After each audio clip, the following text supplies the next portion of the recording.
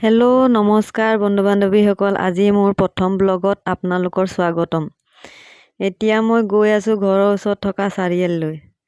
এয়া চাৰিআলি পাই গ'লোঁ।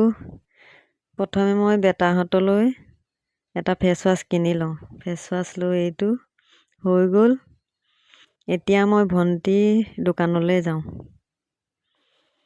ভণ্টি এম্ব্ৰইডাৰীৰ বিষয়ে কিছু শিকিব বিচাৰিছে, গতিকে তাইক মই আজি এম্ব্ৰইডাৰীৰ বিষয়ে অকণমান শিকাই দিব লাগিব। এয়া ভণ্টিৰ দোকান পাই গ'লোঁ।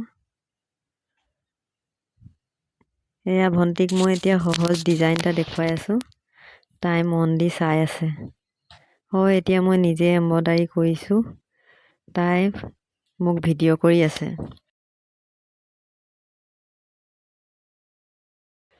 এইটো কাম কৰাটো অতিকৈ আনন্দদায়ক।